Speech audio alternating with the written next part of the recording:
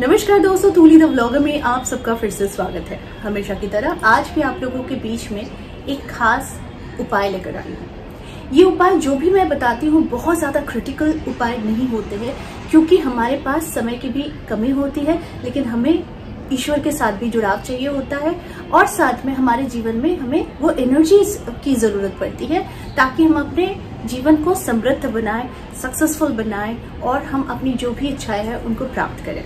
तो उसके लिए मैं हमेशा कोशिश करती हूँ कि कुछ ऐसी चीजें आप लोगों के बीच में लेकर आऊं जो आप कर सको और करने के बाद आपको रिजल्ट इसके बहुत अच्छे मिले, है ना। लेकिन कुछ समय भी आप अपनी प्रगति के लिए, ईश्वर के लिए जरूर निकाला कीजिए। तो ज्यादा देर नहीं करती हूँ, आज सबसे पहले वो 10 नियम बताती हूँ जिस नियम को अपना कर आप रातों रात अपनी किस्मत बदल सकते हैं। जी हाँ, सुनने में अजीब लगता है, लेकिन कुछ नियम अगर आपने नियमबद्ध बना लिया और आपको करना ही है, ऐसा अगर आपने सोच लिया, तो आपका भाग्य बदलते देर नहीं लगता है। यहाँ तक कि आपकी कुंडली में कुछ प्लैनेट्स अगर बहुत नीचस्थ होकर आपको कुप्रभाव दे रहे हैं, तो कितने भी खराब ग्रह, कितने भी उसके कुप्रभाव से आप गुजर क्यों नहीं रहे हो, लेकिन अगर ये 10 नियम भी अगर आपने अपना लिए तो रातों रात आपकी किस्मत चमकेगी ही। साथ में ग्रहों की जो चाल है वो बदल जाती है और उसके अच्छे और सुपरिणाम आपको प्राप्त होने शुरू हो जाते हैं। तो चलिए मैं बता देती हूँ इन 10 उपायों। तो पहला उपाय जानने के लिए सबसे पहले ध्यान रखिए कि आपको प्रत्येक दिन गौ माता को थोड़ा सा गुड़ जरूर खिलाना चाहिए। अगर आप गुड़ खिलाते हैं और गुड़ खिलाते वक्त आप अगर अपनी मन की इच्छा गौ माता को बताते हैं तो आपके जीवन में तरक्की आने से कोई नहीं रोक सकता।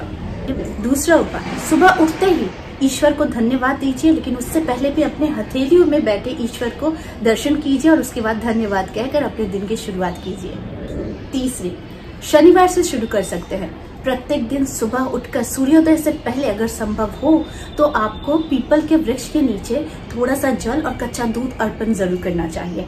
इससे आपके जीवन में आने वाली सारी बाधाएं दूर होती है और तरक्की के मार्ग खुलते हैं। व्यापार हो या फिर जॉब हो या फिर अपने पर्सनल निजी जीवन में आपको सफलता नहीं मिल रही है तो वो मिलने शुरू हो जाती है।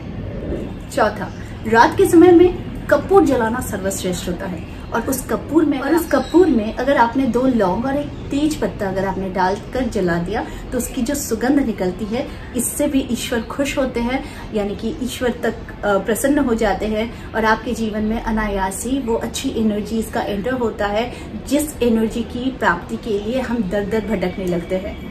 5वां, घर में तुलसी का पौधा जरूर स्थापित करें और तुलसी का पौधा हमेशा नॉर्थ ईस्ट या फिर ईस्ट पे ही स्थापित करें।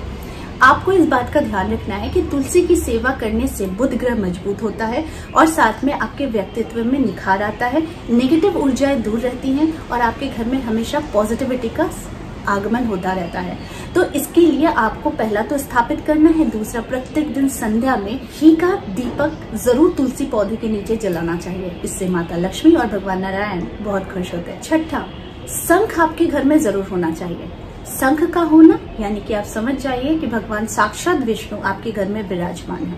शंख जब आप बजाते हैं तो शंख की ध्वनि से जो उत्पन्न जो तरंगे पैदा होती है, इससे दूर दूर तक जो नेगेटिव ऊर्जा है वो खत्म हो जाती है। इतनी दूर तक इसके शंख की आवाज जाती है, वहां तक जितनी भी नेगेटिव ऊर्जाएं थी वो खत्म होती हुई चली जाती है। तो हो गए ना आप सिक्योर। 7वां, रोज रात को अपना किचन साफ करना मत भूलिएगा।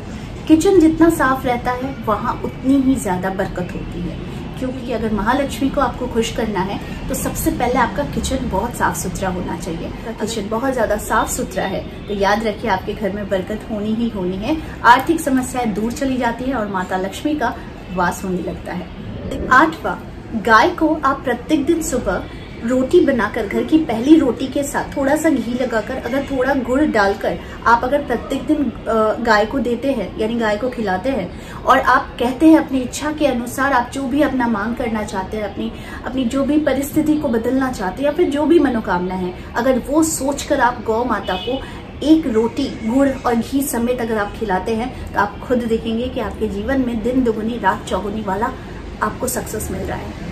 9वां, हर शुक्रवार माँ लक्ष्मी का आपको पूजन जरूर करना चाहिए।